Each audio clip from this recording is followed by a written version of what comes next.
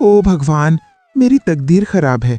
बेटा मुझे इस नर्क में छोड़कर चला गया, बहू मुझे दिन रात तंग करती है। ऊपर वाले, ये दुख और कितनी देर सहन करूंगी?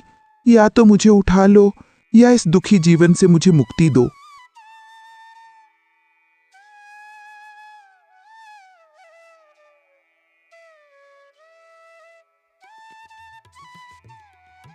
ए बूढ़ी, तू क्या सुबह सुबह सब शुरू कर देती है?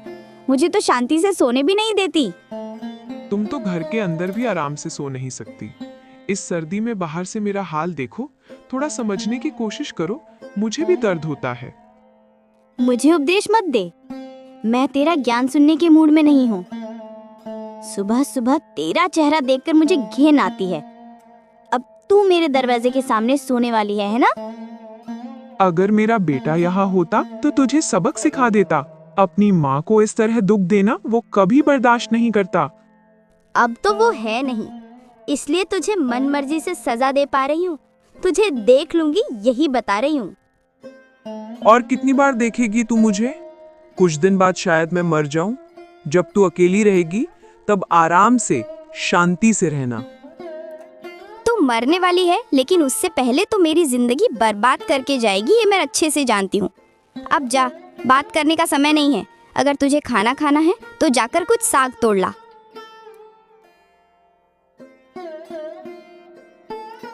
उसी सुबह गांव के दूसरे हिस्से में रवि नाम का एक युवक काम पर जाने की तैयारी कर रहा था। माँ, अरे कहाँ चली गई तुम? मैं काम पे जा रहा हूँ। क्या बिना मुंह में कुछ डाले काम पे निकल गया? ऐसे खाली पेट काम करने से शरीर ठीक रहेगा? अरे ये तुम क्या कह रही हो माँ? शरीर ठीक रहेगा और क्या, हमेशा खाना खाना ठीक नहीं होता। एक वक्त खाऊंगा, पेट भर के खाऊंगा, ये काफी है। नहीं बेटा, ऐसा नहीं कहना चाहिए। पेट में खाना हो तो पीठ पे ताकत आती है। हाँ ठीक है माँ, ठीक है।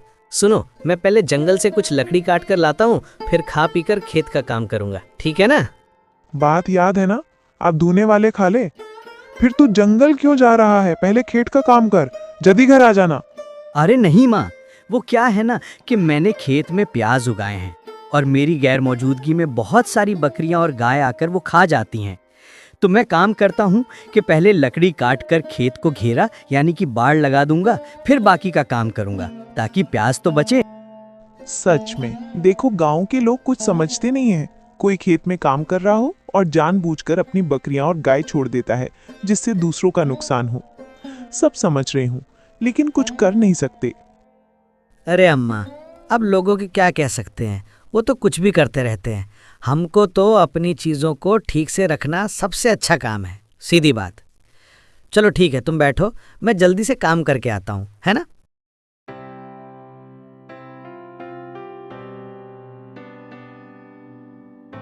अगर आज तुम्हारी माँ जिंदा होती तो हम पूरा दिन बात करते रहते। मुझे अकेले बैठकर बहुत बोरियत होती है। देखो तो सही, वो बहू कविता अपनी सास यानी कि शांति काकी पर कितना अत्याचार करती है। लेकिन क्या कहें, अभी कुछ कह देंगे तो कहेंगे कि तुम ऐसा कहते हो, तुम वैसा कहते हो, ये है वो है, उल्टा हम ही को दोषी ठहराएंगे। मेरी माँ तो इस दुनिया से जा चुकी, अब उसे वापस तो ला नहीं सकते। लेकिन बाप रे बाप, इन घरेलू परेशानियों को देखकर तो मुझे बहुत डर लगता है। ऐसा मत समझो मैं कविता की तरह नहीं हूँ। कभी कभी मुझे लगता है उसकी सास शांति को हमारे घर में आना चाहिए। अरे तुम चिंता मत ही करो, अगर कोई ऐसा मौका आया तो सबसे पहले मैं ही लेकर आऊंगा। इन आजकल की नई नवेली बहुओं पर बिल्कुल भरोसा नहीं किया जा सकता। अरे आज खाना नहीं दे रही हैं, कल क्या करेंगी कौन जाने। मुझे तो ये देखकर बहुत दुख होता है कि इतनी सर्दी में उस बुजुर्ग महिला को घर के बाहर सुला दिया जाता है। बताओ भला, इस तरह की तकलीफों का कोई फायदा नहीं है, लेकिन फिर भी पता नहीं कौन सा सुख मिलता है ऐसा किसी को तकलीफ देकर। सिर्फ दुख उठाना और अपने शरीर को खराब करना, इसके अलावा कुछ नहीं है ये। सच में ये बहुत दुखद है। मैं सब समझ रही हूँ, इसलिए तो मैं अपनी आंखें और कान बंद कर देती हूँ। कविता से मिलती हूँ तो बात में ही करती। हाँ बिल्कुल ठीक करती हो। चलो अब तुम बैठो, मुझे महाराज के दरबार में जाना है। मैं आता हूँ। चलो ठीक है, हैं?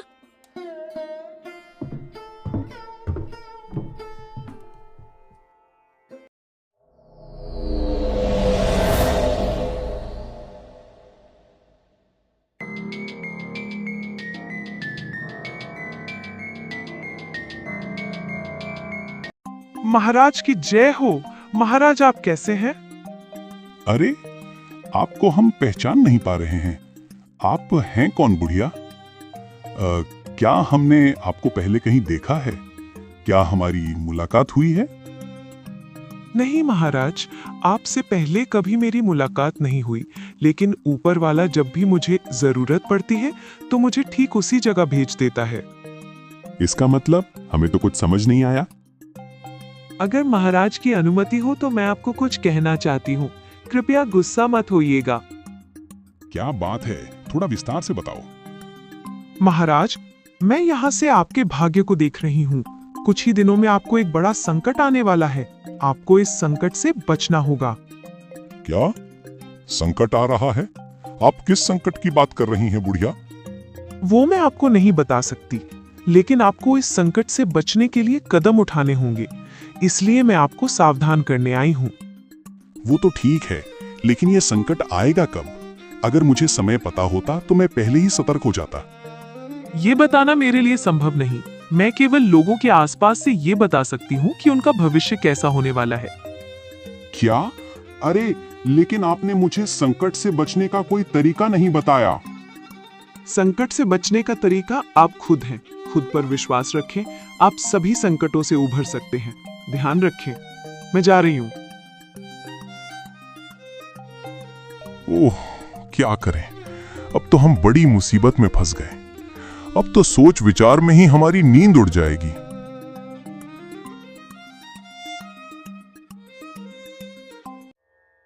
काकी, अरे वो काकी, क्या कर रही हो?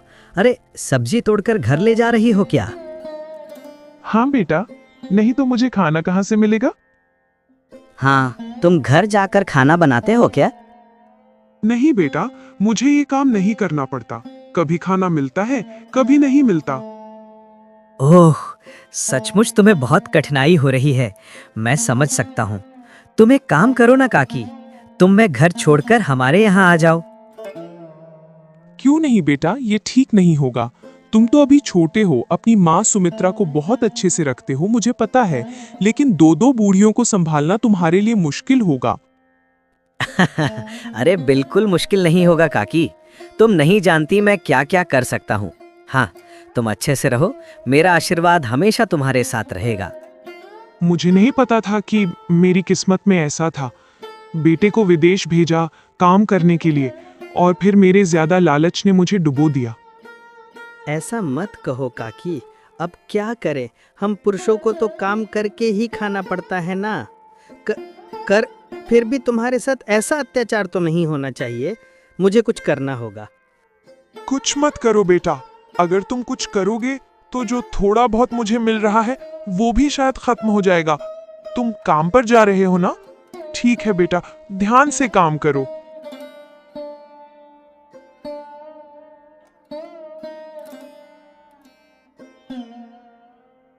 महाराज की जय हो, महाराज की जय हो। लेकिन महाराज, क्या हुआ? ये आपके चेहरे का रंग उड़ा हुआ सा लग रहा है। मतलब आप बहुत चिंतित लग रहे हैं। क्या बात है महाराज? आओ आओ आओ सेनापति राजन, आओ। अगर तुम थोड़ा पहले आते तो तुम्हारी किसी से मुलाकात हो जाती। तुम्हारा यहाँ होना बहुत अच्छा होता।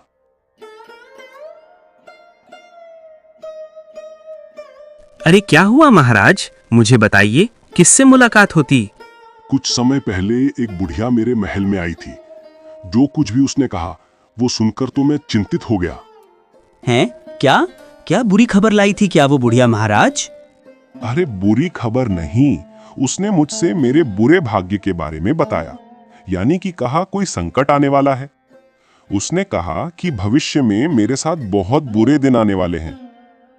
क्या बुरे दिन आने वाले हैं? वाकई में? एक एक बुढ़िया ने आपको ऐसा कहा? ये तो बड़ा अजीब है महाराज। वाकई में अगर मैं होता तो बहुत अच्छा होता। अब तो मुझे उस बुढ़िया से मिलना ही पड़ेगा। अरे लेकिन अब उसे मैं कहां से ढूंढ के लाऊं? मैंने उससे बहुत कहा कि थोड़ा सा रुक जाए। अरे मैंने तो ये तक कहा कि जब तक संकट नहीं आता है हमारे महल में रुके, लेकिन उसने रुकने से मना कर दिया। पर महाराज, ये कौन सा संकट होगा, कैसा संकट होगा, ये कुछ बताया उसने? हाँ, बस यही।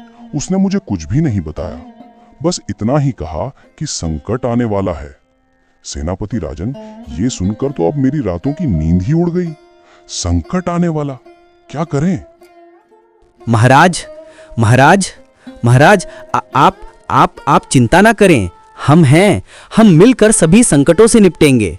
आपको कोई चिंता नहीं करनी चाहिए, आप निश्चिंत रहिए।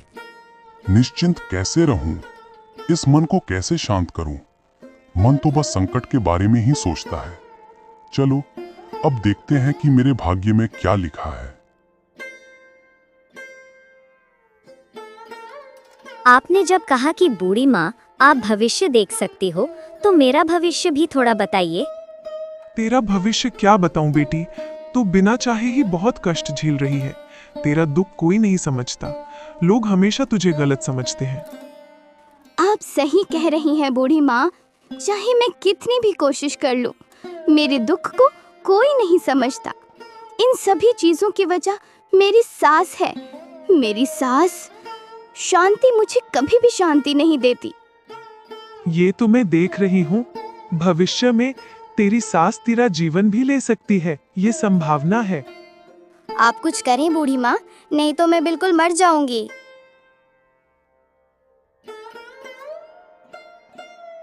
ये लो बहू, मैंने साग तोड़ दिया है, अब तुम खाना पकाना शुरू कर सकती हो। देखा आपने, आते ही मुझ पर काम लगा दिया। अब बताइए, एक औरत दिन रात मेहनत करती है। ये तो साफ दिख रहा है, फिर तुम इसे घर में क्यों रहने देती हो? घर से बाहर निकाल दो। तुम कौन हो? मुझे ठीक से पहचान भी नहीं पा रही हो। तुम हमारे बीच लड़ाई बढ़ाने क्यों आई हो? क्या चाहती हो यहाँ? यहाँ सुनो बेटी, अगर तुम जिंदा रहना चाहती हो तो इसे अभी यहाँ से निकाल दो।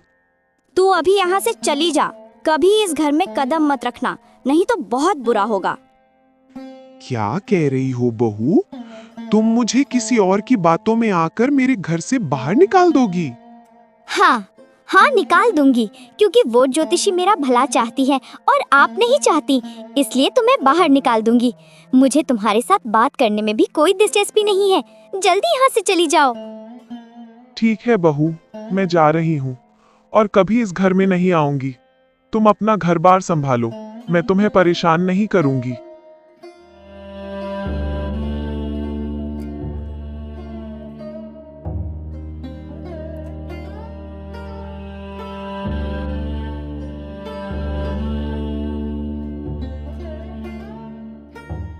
राजन शांति को सड़क पर रोते हुए देखता है।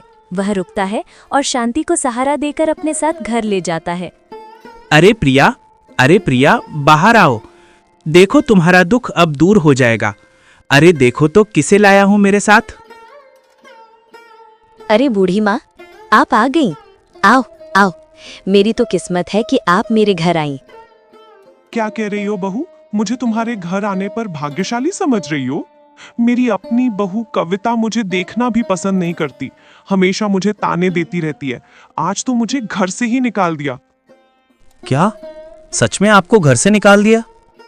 हाँ बहू ने, और क्या। हाँ, अरे बस बस, अब मत रो।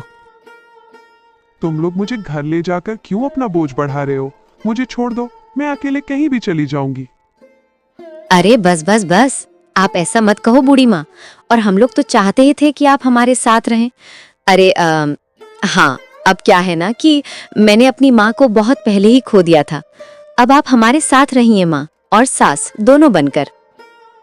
क्यों? क्या एक बार तुम्हारे घर आई तो अब तुम्हारे साथ ही रहना पड़ेगा? इसका क्या मतलब है? इसका मतलब है बूढ़ी माँ, जब मैं कह रही हूँ कि आप हमारे साथ रहिए, तो हम और कोई बात नहीं सुनेंगे। अब से आपको रोना बंद करना होगा। आपको पता है, आप हमारी अपनी है, हम ही आपकी सेवा करेंगे। हाँ बिल्कुल सही कहा प्रिया। अब चलो इन्हें अंदर लेकर चलें। चलो चलो।